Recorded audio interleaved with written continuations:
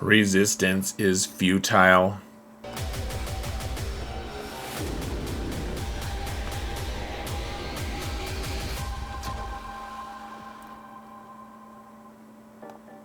Hello everyone, and welcome to another episode of Xaereth Prevails. Today we're going to rank the Resistance faction. We recently got some really crazy packs that are going to change the trajectory of a lot of accounts, and I want to give you guys kind of an overview of what the faction is about, what they're like, etc. And so let's go with the rankings of this terrible, just awful, no, they're pretty good, they're decent.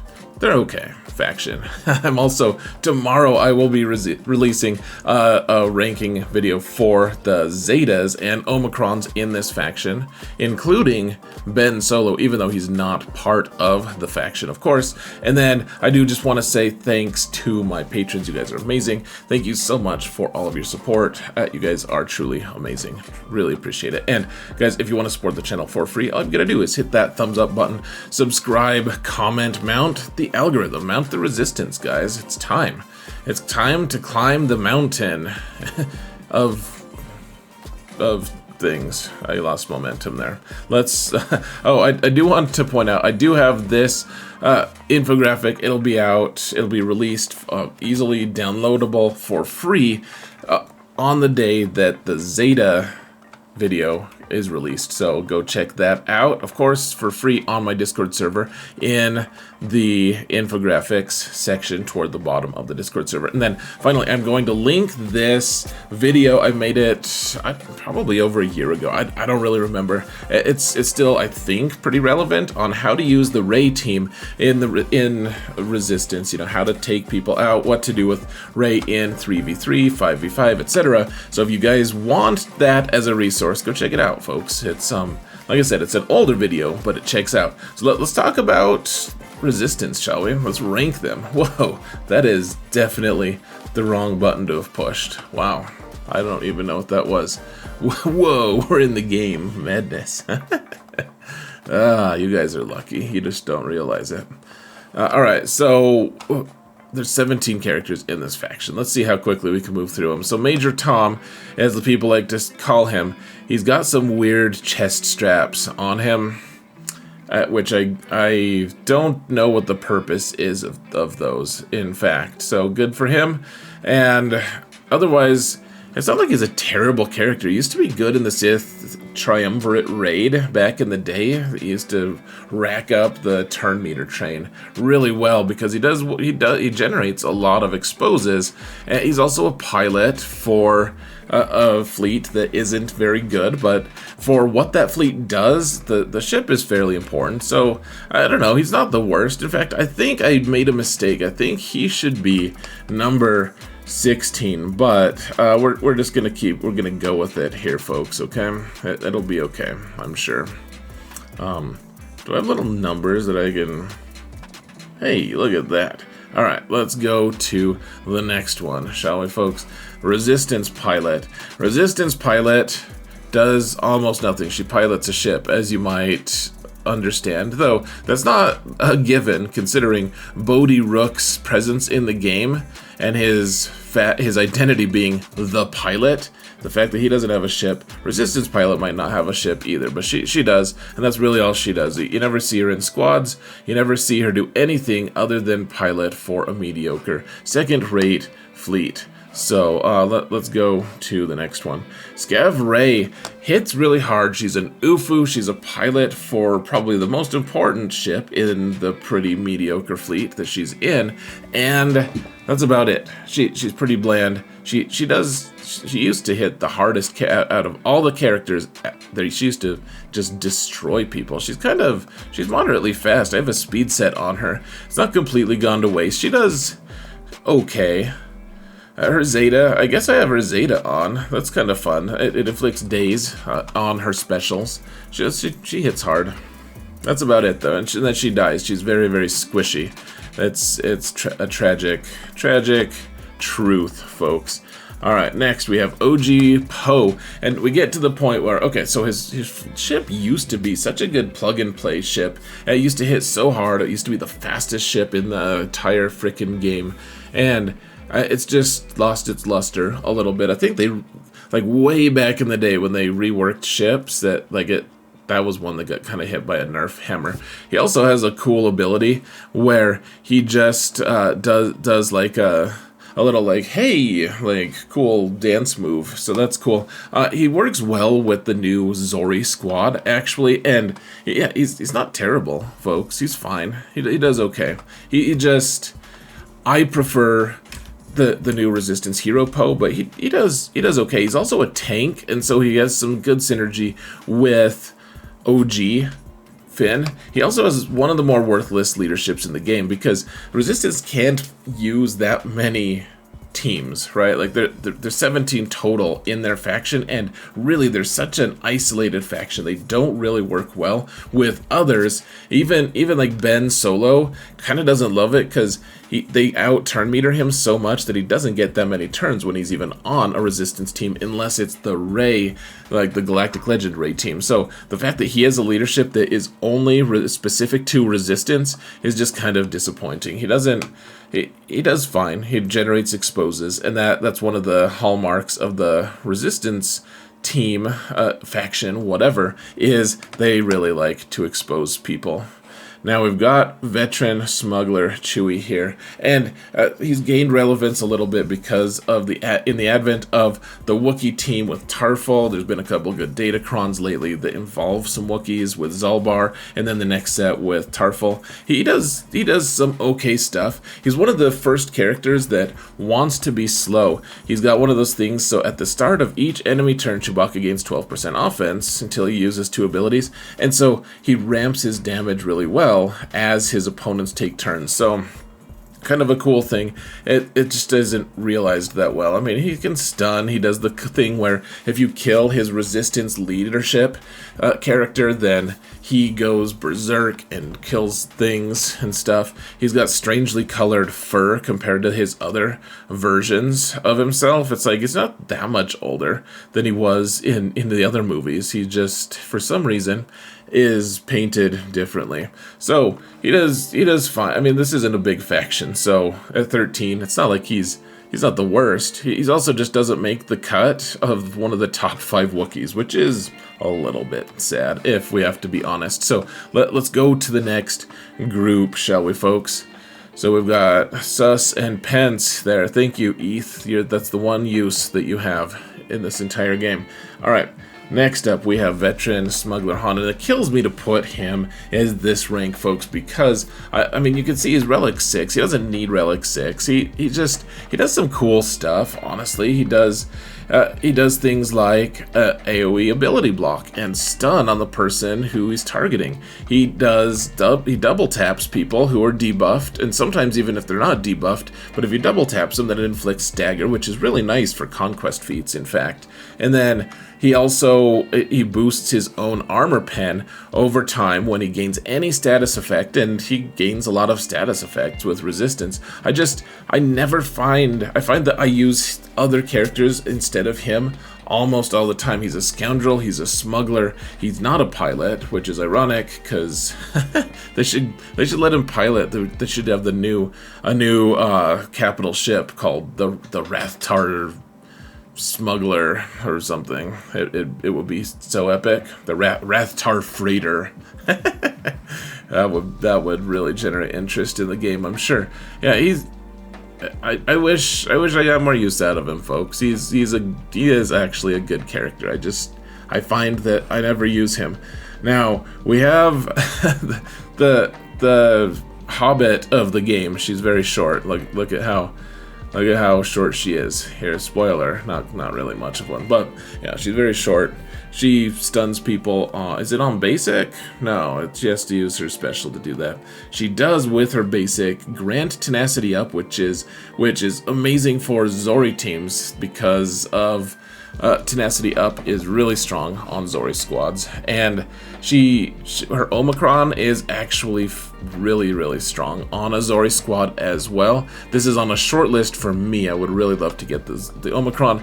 I know that people really love to hate on her, and she hasn't been that good of a character. I wish that they had released her hot sister to pilot this ship instead, but one way or another, folks, she's much improved over what we used to think she is. She's not that much better, but she's improved.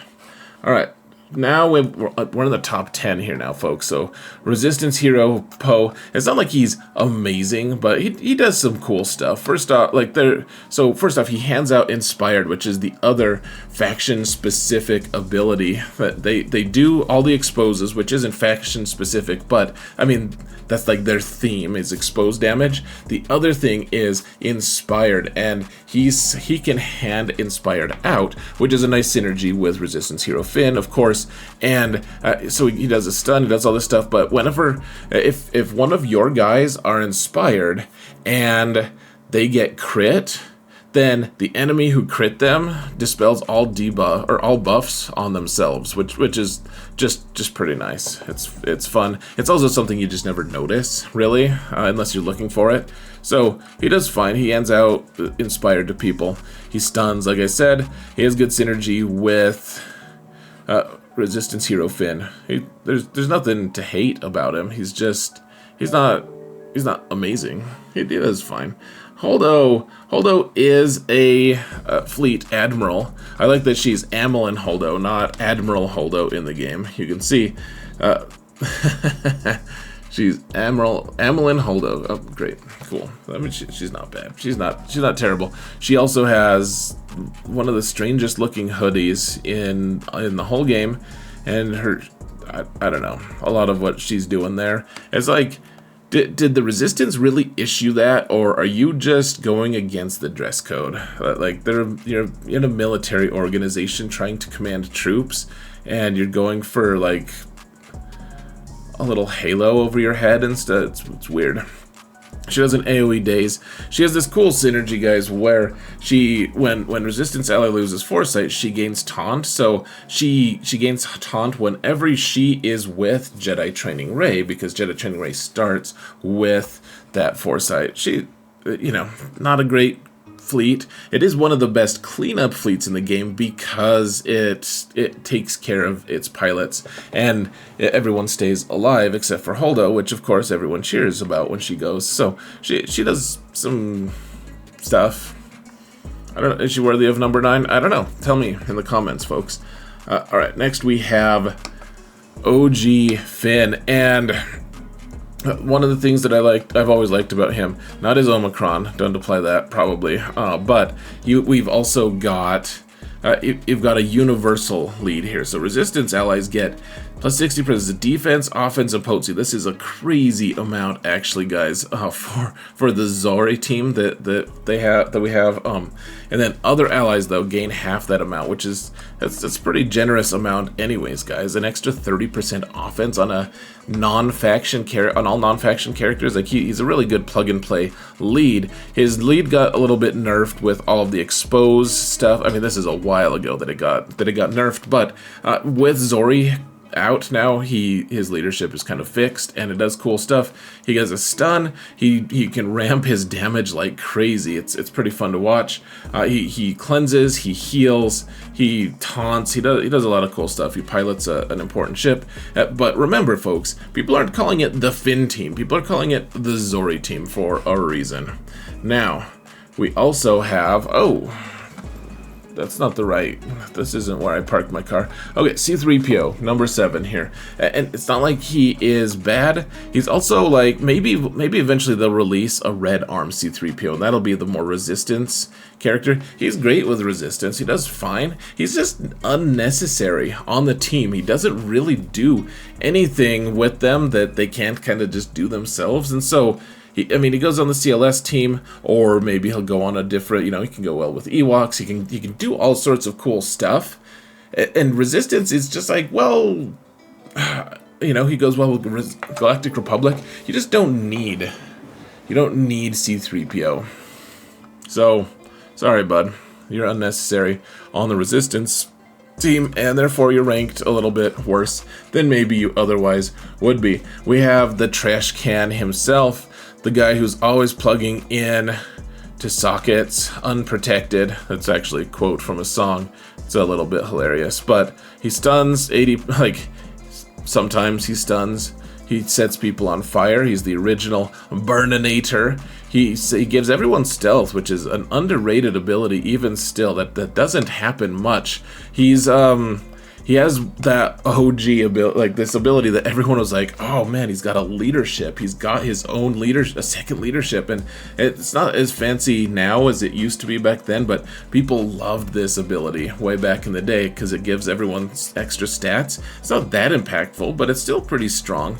And then, you know, just whenever someone on his team does a crit, then they dispel all debuffs on him. I mean, if they're light side, of course, but he does okay. He used to be part of the Jedi Training Ray, like, triumvirate. It used to be her, BB-8, and R2-D2 because he would boost speed on the droids. And, yeah, now he's leaving. He's leaving this faction, basically, and he's gonna hang out with Galactic Legend Leia forever. And so, say goodbye, R2-D2. You're done. Resistance hero Finn, I really like that he can hand turns to people. It's pretty cool. And then he so it doesn't just hand turns, he swaps turn meter, which is such high utility, folks. He also has his AoE, his grenades of healing, which was at the time so exciting because the Jedi Training Ray team could never get full banners in GAC, and when he was released, he went really well with Jedi Training Ray, and you could get full banners if you could cycle through your abilities. So yeah, he's pretty good. He's useful in a lot of different game modes. I like to have him a little bit higher than the rest because I make the most use out of him than almost any other Resistance character that isn't in the next group here, folks. So Zori, people think I hate her. I don't. She's wonderful. She's cool. And now most people have Rey because of these cool packs that they just released, and she is one of the characters, the only Resistance character that isn't auto-farmed from these packs, but she does all the things, guys. She hands 35 extra speed to everyone. She dispels all debuffs. She does all the exposed stuff. She's not even a she's not even a leader. She does a lot of cool stuff. She has a good Omicron. She is just a very, very strong character. She's a killer. The only real criticism I can level at her is that she's not relevant anywhere else in the game other than she kills stuff. And there's lots of things in this game that kill stuff pretty well. But now that everyone has Rey, I'm like, yeah, go for it, guys. Please do. Please do, in fact, go for it. All right, BB-8. BB-8 is number 3 because Sarah would probably claw my eyes out if I ranked him anything worse than number 3, but he is actually very strong. He's very versatile as a character. He's got the tenacity down on basic, and then whenever he is hit, then he counters and applies that tenacity down. He also drags a random resistance ally to assist, which is really nice because then a lot of times he just drags in R2-D2, and R2-D2 stuns because they have tenacity down. So that's one of the threats to Wampa. You can kind of stun lock Wampa if you're really skilled like me. like if you place the team on defense and then just don't have any say in things. Yeah. Illuminated Destiny has always been one of my favorite abilities. I really love that this covert data transfer CG at one point, at the behest of the community, created this scenario where it was 5 BB-8s versus 5 BB-8s, and everyone thought it would be really fun because if they're facing each other, then they have counter chance at it drag. When it's an attack out of turn, it drags a random resistance ally to assist, so it would be just an endless chain of assists from BB-8s. And it seemed literally fun to watch, but what ended up happening was they just timed out on each other doing secret intel, the covert data transfer ability, and that was it. He's really good. The other thing that I really like with him, folks, and the thing that makes him so crazy versatile, is droid allies get 8% turn meter for each active droid ally, which means in 5v5 you're getting 40% turn meter, and on a Grievous squad, That is so deadly, so amazing, and even though he eventually dies on most Grievous comps, he does, he gets the turn meter train started, and it is very strong, so definitely well-deserved number 3, and like I said, my life is in danger if I don't rank him that high. So, Jedi Training Rey, number 2 on the list, and I mean, she's a... She works really well as a leader for her own team. She does, you know, daze. She does ability block.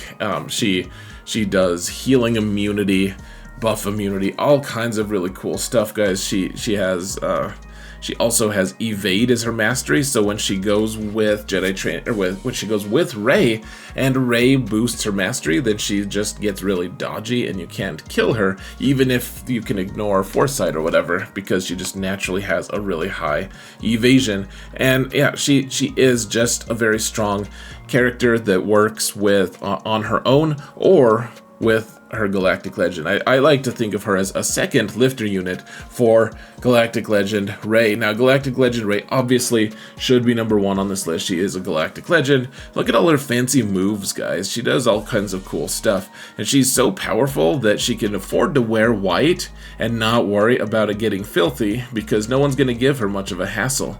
She does have a bunch of just like extraneous cloth just hanging out. That seems like that might get in the way of doing things that she needs to do if she's adventuring and stuff, but it does look cool. It just kind of, I mean, it even just blows to a breeze of its own. Now, she is very strong, folks. She's one of my favorites, and the only argument I ever had against farming her early was all of the characters are so irrelevant to the outside world, kind of, and, you know, you're just farming a faction that isn't amazing on its own, and then it doesn't really work well with other factions. Now that we can just buy this faction for like $20 or whatever from this pack, she is one of my, if not my absolute favorite Galactic Legend. She's very good on offense, very good on defense, really, really strong. I'm excited to see you guys use her. That being said, that's it, folks. This is our ranking. So